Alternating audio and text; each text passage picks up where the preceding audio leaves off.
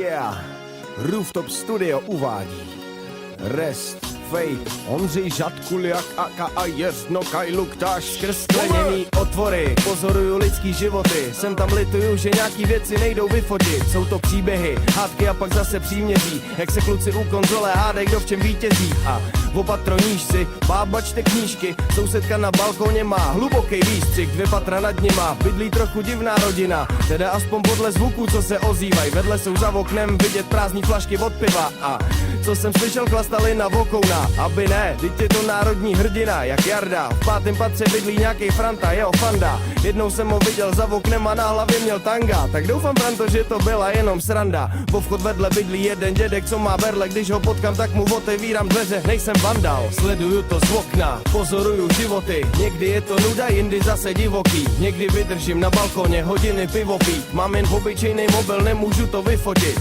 Sleduju ty okna, pozoruju životy. Někdy je to nuda, jindy zase divoký. Někdy vydržím na balkoně hodiny pivo pít. Jen se bavím, nejsem šmírák, co si ho vyhoní. Je to prdel vidět z balkonu na dveře hospody. Štamgasti padaj na držky, zakopávaj voschody. Sleduju ulici, ožralí slalomy. Na rohu, v noci zase bitky barový. Stojím na balkoně, podpaluju gramový. A věřím, že do 5 vteřin se tlemím dalším existencím, co nejedou na benzín. Hrdě spotřebovávají produkty tuzemský. Tak vem si, co všechno můžu vidět v jednom úhlu. Asi to někdy natočím a hodím to na YouTube, abys viděl, co všechno se dá zachytit. Když se zastavíš a zakoukáš, aspoň na chvíli, je to mocný. Konečná je hold konečná.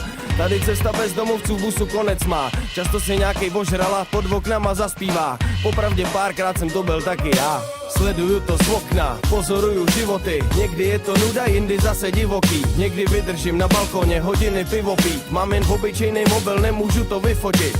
Sleduju ty okna, pozoruju životy. Někdy je to nuda, jindy zase divoký. Někdy vydržím na balkoně hodiny pivo pít. Jen se bavím, nejsem šmírák, co si ho vyhoní. Sere mě, když vidím ty přivázaný psy před obchodem anebo hospodou. Asi hold schytali skurvený páničky, který na vodku jdou, zpátky za hoďku jsou. Měli by si tam zkusit sednout aspoň jednou, ať okusej, jaký to je, když tě odkopnou. Jdeme o krok dál, v 8. patře vidím Romana. Posíláme kouřový signály do rána. Když se hrálo mistrovství, zvali jsme jak hovada. Sousedi by na mě často chtěli vlastnit ovladač. Panelák, tak to je zvláštní místo. Dobře vím, jak je tady vzácný ticho. Břicho mi pomalu, ale jistě plní pivo. Stojím na balkóně a pozoruju život.